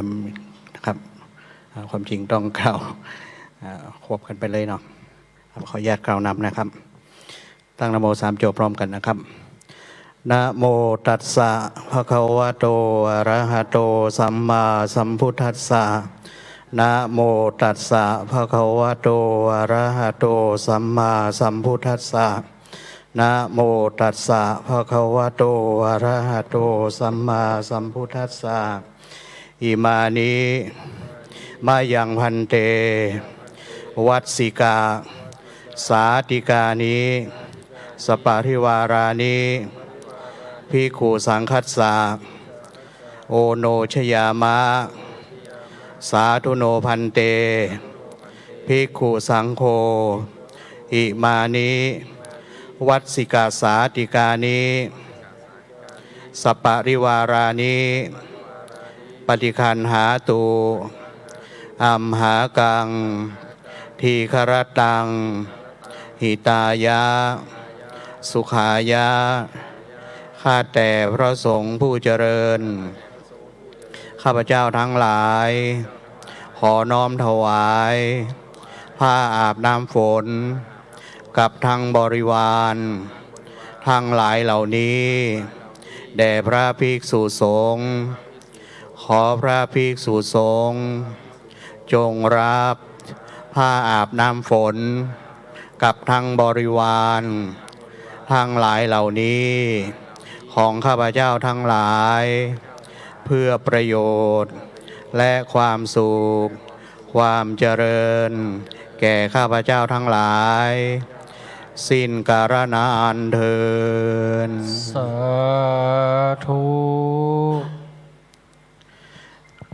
ครับกัดนี้นะครับขอได้รับเกียรติจากท่านผู้มีเกียรติดังมีรายนามดังต่อไปนี้นะครับได้จำนวน9ท่านนะครับได้ขึ้นถวาย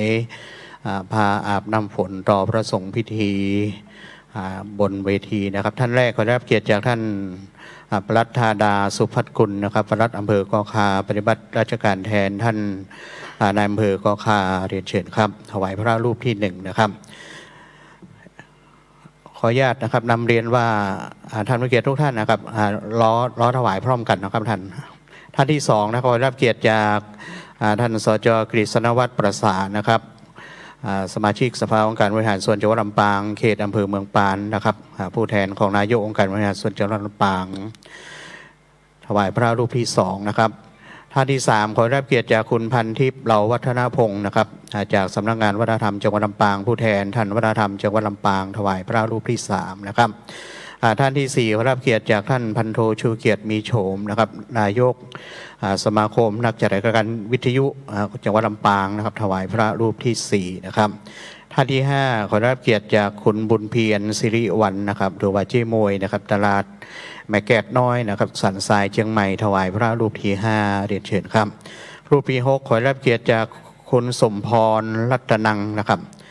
จากจังหวัดเชียงใหม่ถวายพระรูปที่หกนะครับรูปที่เจ็ดขอได้รับเกียรติจากคุณแม่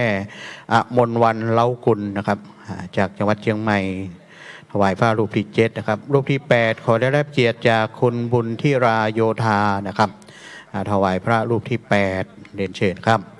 รูปที่เก้าขอได้รับเกียรติจากท่านผู้ช่วยศาสตราจารย์ดร.สุทธิพรสายทองนะครับประธานหลักสูตรสาขาวิชารัฐศาสตร์เรื่องทรงนครลำปางคืนถวายพระรูปที่เก้าเรียนเชิญครับและต่อไปถวายผู้บริหารและพระมหาเถระพระเถระนักจัดรายการวิทยุตลอดจนถึงพระนิสิตที่อยู่ด้านล่างนะครับท่านแรกนะครับขอได้รับเกียรติจากท่านผู้ช่วยศาสตราจารย์ดร.ศิรวัตรชัยวงศ์นะครับอาจารย์ประจำหลักสูตรพุทธศาสตร์รัฐศาสตร์มหาบัณฑิตวิทยาลัยสงฆ์ลำปางถวายที่เจ้าหน้าที่ช่วยจัดกำเนิดครับด้านอาจารย์แอมอาจารย์วัชริยานะครับช่วยดูครับขอได้รับเกียรติจากคุณแม่พัฒน์วงพรหมสายครับจากบ้านหนองยางครับถวายด้านโน้นนะครับที่อาจารย์แอมช่วยดูครับนะครับขอรับเกียรติจากคุณแม่ศรีนวลสุรินทร์มงคลนะครับจากบ้านหนองยางนะครับบ้านหนองยางตำบลชมพูนะครับขอรับเกียรติจากคุณพ่อกำนันธัญพัฒน์ปาเขื่อนตะนะครับจากจังหวัดเชียงรายเรียนเชิญครับขอรับเกียรติจากคุณพ่อปนานมูลบ้านแม่เฟืองนะครับไปตั้งที่อาจารย์แอมนะครับนะขอรับเกียรติจากคุณแม่ปราณีวัฒนาสวัสดิ์นะครับประธานชมรมผู้พิการอำเภอวังเหนือเรียนเชิญครับขอรับเกียรติจากคุณธิติรัตน์พรหมมินทร์นะครับจากอำเภอแม่ขจานนะครับแม่ขจานเวียงป่าเป้าเชียงรายเรียนเชิญครับแล้วที่เหลือนะครับขอรับเกียรติจากคุณคำสุขโยธินนะครับท่านได้รับผ้าแล้วนะครับเรียนเชิญเข้าถวายพระนิสิตที่นั่งแต่ละองค์ด้านขวานะครับเจ้าหน้าที่นิสิตช่วยดูนะครับเข้าถวายเลยนะครับขอพระคุณเจ้าถ้าเป็นแม่หญิงก็รับใจผ้าครับประเคนเนาะก็ต้องขอสุมาภัยในเรื่องของการเข้าถวายครับปีหน้าจะยากขึ้นดีกว่านี้นะครับที่แรกวางกันได้ว่าจะถวายก็ตั้งบนนะครับแต่ว่าไหนศรัทธามากันนักแล้วนะครับพอจะได้เข้าถวายด้วยกันหมดเลยนะครับครับอันนี้เป็นตัวแทนนะครับบัต้องน้อยอกบ่องใจเด้อแม่ไปก็มาได้ถวายเจาะใส่หัวสาธุอนุโมทนาก็ได้บุญเหมือนกันนะครับแม่ปอทั้งหลายนะครับเนื่องจากว่าวันนี้พระนิสิตบางส่วนก็ติดกิจนิมนต์นะครับซื้อภูราจาตาของอย่างหลายอย่างนะครับวันนี้ก็เป็นตัวแทนมารับนะครับเดี๋ยวส่วนที่เหลือนะครับเขาก็จะได้ถวายในวันเปิดเฮียนนะครับ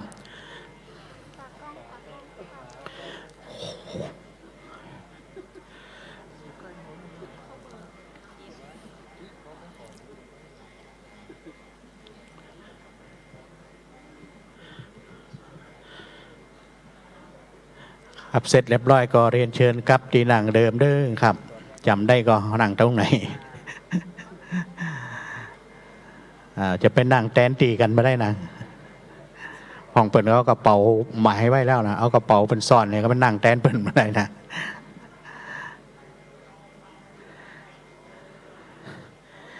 ครับเวลาก็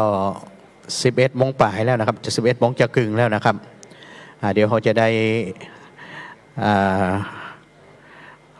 หับปอนจากพระสงฆ์นะครับ แล้วเขาก็จะได้ถวายพระทหารเพลแด่พระมหาเถระครูบาอาจารย์ตลอดจนถึงพระนิสิตพระคุณเจ้านะครับและเชิญพ่อแม่พี่น้องได้กินข้าวน้ำจำข้าวตอนด้วยกันนะครับบัดนี้ที่ประชุมแห่งนี้พร้อมแล้วนะครับกับนิมนต์พระสงฆ์ได้อนุโมทนาเป็นลำดับต่อไปครับ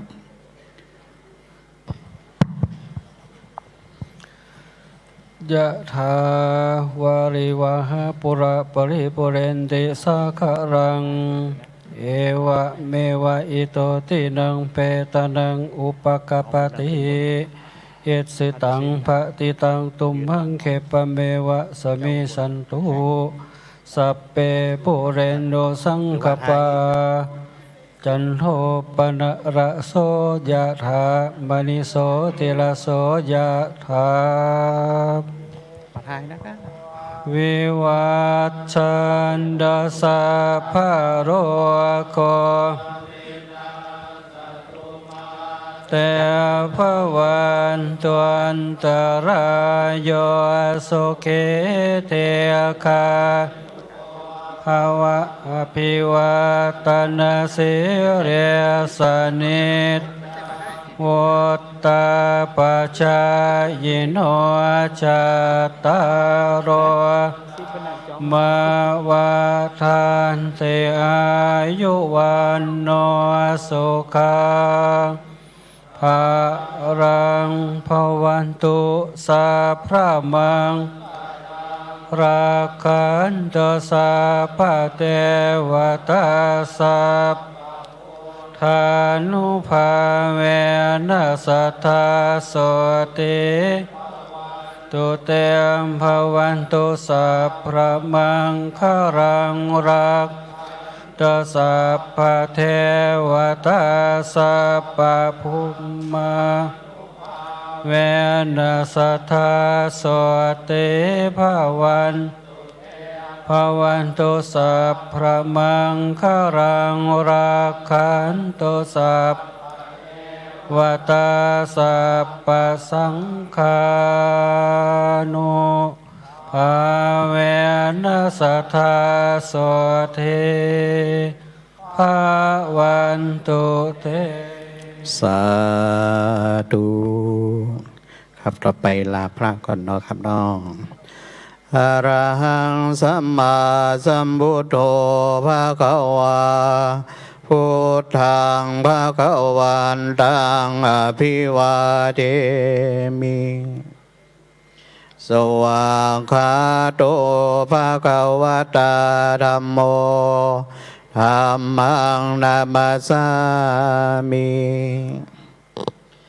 สุปฏิปันโนภะคะวะโตสาวกสังโฆสังฆังนามามิครับพิธีจัดกิจกรรมนะครับในส่วนของการรอเทียนพรรษาและถวายผ้าน้ำฝนก็เสร็จสิ้นเป็นที่เรียบร้อยแล้วนะครับต่อไปจะถ่ายรูปแล้วครับพระอาจารย์ครับขอกราบอาราธนาหลวงพ่อพระครูปฏิพันธ์ธรรมทินพร้อมด้วยพระมหาเถระหลวงพ่อพระครูดมศิริทัตน์แล้วก็ท่านผู้อำนวยการแล้วก็แขกผู้มีเกียรตินำโดยท่านปลัดอำเภอกอคาศรัทธาญาติโยมนั่งก่อนเนอะเดี๋ยวจะถ่ายภาพนะนั่งก่อนเนอะนั่งก่อนเดี๋ยวจะถ่ายภาพตั้งศรัทธาญาติโยมโดยภาพแรกนี่ก็ถ่ายมาตั้งเวทีซึ่งก็มีพระมหาเถระครูบาอาจารย์ฝ่ายบรรพชิตแล้วก็ศรัทธาญาติโยมฝ่ายคฤหัสถ์ที่นั่งโซฟาด้านนู้นมาถ่ายภาพร่วมกับท่านผู้อำนวยการเซตถ่ายไปด้านเวทีก่อนอันนี้ก็ขอตั้งพระมหาเถระผู้บริหารแล้วก็ท่านปลัดอำเภอท่านวัฒนธรรมจังหวัดแล้วก็อบจส่วนศรัทธาญาติโยมนั่งลงก่อนเนอะเดี๋ยวจะถ่ายไปด้านเวทีหนึ่งภาพแล้วก็ถ่ายไปด้านสาธุชนแล้วก็พระนิสิตหนึ่งภาพนะครับ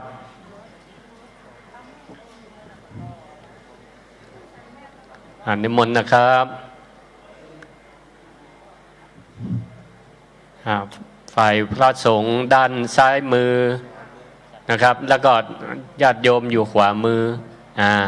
อันนี้ก็เป็นตัวแทนของศรัทธาญาติโยมฝ่ายฆราวาสก่อนเนาะ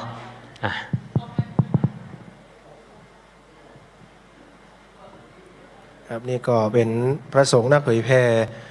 ท่านอาจารย์ดนพลมุนีวังโสก็มาละครับเนาะมาไม่ลุ้นมาจ่าฮักซ้องเลยนะแม่เนอะท่านพระอาจารย์พระครูอภิวัตนิรันดร์นะครับเนาะรายการทุเจ้าเหล่านิทานก็มาแล้วนะครับเนาะวันนี้ได้รับเกียรติได้รับเมตตาธรรมจากทางตัวแทนในอำเภอครับเนาะตัวแทนปฏิบัติหน้าที่แทนในอำเภอนะครับได้มาร่วม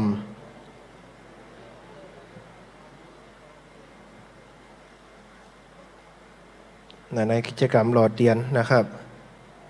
ลุงโบกับมานาสถาวันนี้ลุงโบกับมานะครับเนาะพันโทชูเกียรติมีโฉมนะครับ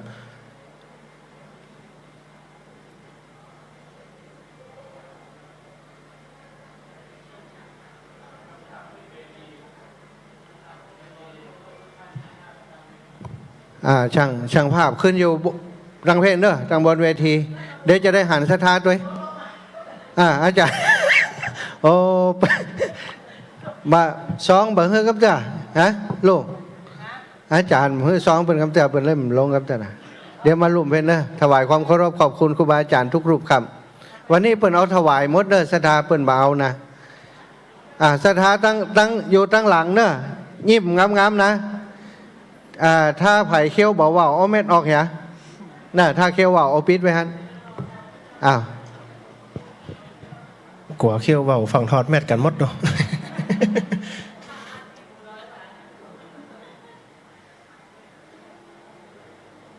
แม่ยิ้มเนอะแม่เนอะโอ้นี่สำนักข่าวหลายสำนักนะครับเนอะช่อง 3 ช่อง 7 ช่อง 9 ไทยรัฐทีวีเวิร์กพอยต์ออกนี่มดนะแม่แต่เปิ้นจะเอาออกข่าวก่อนนี่แหมกำ มาอยู่นี่มดละออกทีวีตู้เย็นมองหุงข้าวพัดลมออกหมดวันนี้นะขอบคุณครูบาอาจารย์เนอหลวงปู่พระครูปฏิภาณธรรมทินลูกเวียงป่าเป้าพื้นไม้สถาครับแล้วก็ท่านอาจารย์พระมหาเสาแก้วพระครูปริยัติรัตนาโชติตลอดถึงท่านปลัดเนอะพี่น้องสันทรายท่านปลัดขอปบกรรมเนอะพี่น้องสันทรายเจ้มวยแล้วก็คุณโยมสมพรรัตนังมาหาท่านปลัดกรรมฝากเนื้อฝากตัวนะมาหู้จักกันไปตลาดในแกดก็จะได้สบายครับขออนุญาตประชาสัมพันธ์ขอกราบอาราธนาพระมหาเถระนำโดยหลวงพ่อพระครูปฏิพันธ์ธรรมทินเจ้าวัดพระธาตุมั่นจอมพออำเภอเวียงป่าเป้าจังหวัดเชียงราย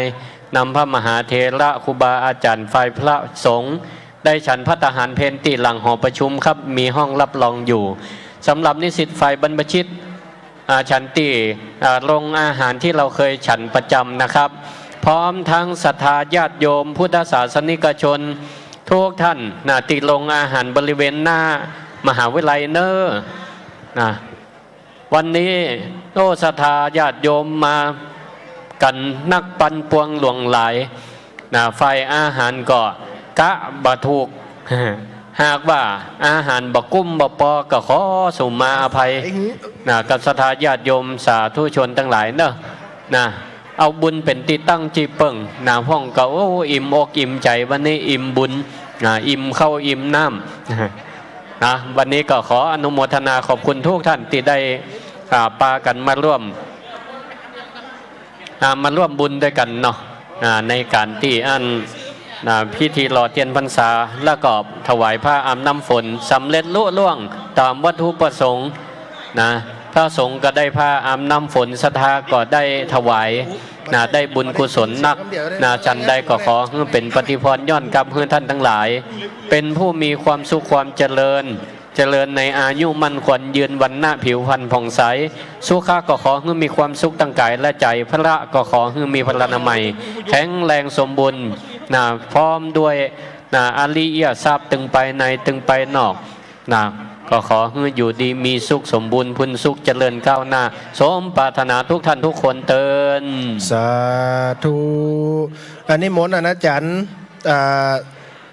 ดนุพลมุนีวังโสครับเนาะอู้ด้วยเก้าอี้นี่กะนิมนต์ครับอู้เห็นน้อยครับอ๋อเจริญสุขเจริญสีเจริญมีเจริญไหวเจริญจิตเจริญใจเจริญไปด้วยน้ำบุญเจริญพรเนอคณะศรัทธาสาธุชนคนชาวพุทธเฮากูคู่กูคนประเดี๋ยวนี้ เก้าอี้นักเหลียคน ห้องกำลังหัดฮอดหุ่นอยู่แล้วนี่ขาวฟะเลียกติ่มห้องประชุมละ เป็นขาวเก้าอี้นะเวลาถึงตอนพอดีกำลังหาได้มาเนอะเปิดเรื่องมาเฮาอูนี่ ม้าไม่ลุ้นหรอ หา ม้ามาลุ้น เจริญพรครับมาไม่ลุ้นนะเลยมาทำหน้าที่ตั้งพิษตั้งป่ายเพิ่นเดี๋ยวนี้เอ้าไผจะทายหูบเนอถึงคณะสงฆ์องค์เจ้าไปสาครับถึงคณะสงฆ์องค์เจ้าถึงบรรดาพระนิสิตโอ้อาจารย์สนีกะหลงไปตรงไหนหมดเนอแต่จะไปกินข้าวบุระ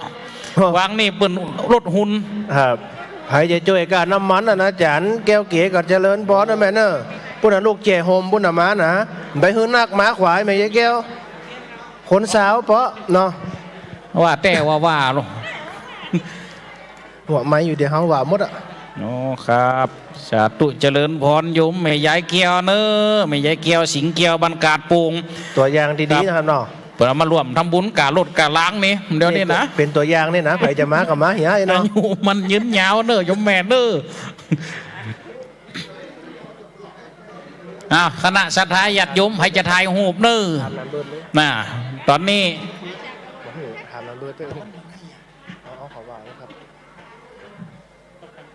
วันนี้ศรัทธาสาธุชนอีปอยแม่นักศีลนักบุญเฮามาร่วมบุญกินมาร่วมบุญตันแต่พระอาจารย์อย่างม้าขวายวันนี้ไปไหนมา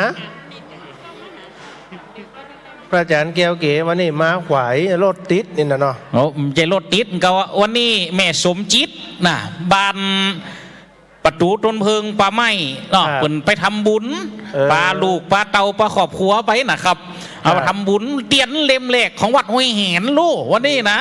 โยมแม่เอาไปตานโต้สูงเลยเฮายืนกันเจ้านะเอาไปตานในวัดห้วยแหนกำลังหาได้เตียนเล่มแหลกของภาษานี่น่ะศรัทธาญาติโยมวัดบ้านนอกเรื่องยังว่าเนาะน่ะเขียมน้อยขัวโมนี่นะเขาก็เลยหับเตียนเปิ่นปั่นป้อนเปิ่นแล้วก็ลวดเข้ามานี่ทุกปีครับอาสามเณรครับครับสาธุผมก็เลยมาขวายไปหน่อยสุหมอกสุมาอภัยตัว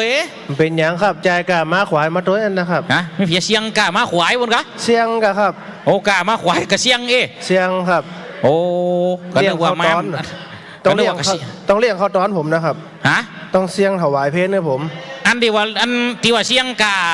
อันเขาก็จะย้อมใจให้กันถ้าว่าเลี้ยงเขาตอนนี้ไอ้เขากลัวว่าลอยนึงจำป้อนะนี่ว่าแต่ว่าพวกเนาะแต่เสียงแกเป็นไตพวกเนาะผมจะกินนะก๋วยเตี๋ยวกับเช็ดถ้วยนะครับวันนี้นะก็ได้ปุบปะกันนะครับคณะศรัทธากันได้เวลาแล้วเนาะครับเนาะเพราะฉะนั้นกะขอตั้งสามเณรนะครับเนอนะครับได้ปุบปะกับศรัทธาสาธุชนกันไปเนอจะลักไปกี่ข้อตอนละเหมือนกันนะเหมาะมันถึงตอนแล้วไฟไหม้หลงเข้าเนาะครับอนุโมทนาบุญกินอนุโมทนาบุญตาลสดาวงวานอีปออีแม่นักศีลนักบุญทุกท่านทุกคนนะครับเนอที่ได้ร่วมบุญกินร่วมบุญตาลอีแม่ไปจิ้มก่อนหนาพัดมีลงทานรายการธรรมะกับลูกเน้นแต่ประเดี๋ยวคนเดียวจ้างเพิ่นเอาเนาะลูกเน้นตั้งลงทานอยู่ที่โรงอาหารพุทธแม่เนอโยมแม่มาลีเนาะไปจิ้มลงทานเนี่ยก่อนนะวันนี้เอาพัดมีมาห่วม1,200 เป๊ะเด้อแม่เนอ2 กะละมังเนาะเอามาร่วมบุญกินมาร่วมบุญตันเอามาตอนรับพี่น้องศรัทธาสาธุชนเฮานะครับ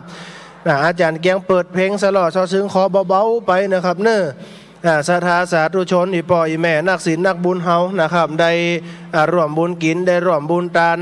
ได้ร่วมกันทำบุญวันนี้อนุโมทนาบุญนะแม่นะบุญรักษาเทวดาคุ้มครองนะครับเนอะออกไปที่อื่นก่อนตักใจกับศรัทธาสาธุชนที่ติดตามสถานีวิทยุโดยนะครับเนอะได้ร่วมบุญกินได้ร่วมบุญทานด้วยกันนะครับศรัทธาญาติโยมเนอเท่าแก่อีป่ออีแม่ตั้งหลายหงตาลจะอยู่ตั้งด้านออกทางนี้ไปก็อยู่ซ้ายมือเนอะ อยู่ซ้ายมือทำไปโฮงตาลก็ตั้งในนี่อนุญาตให้แม่ได้นั่ง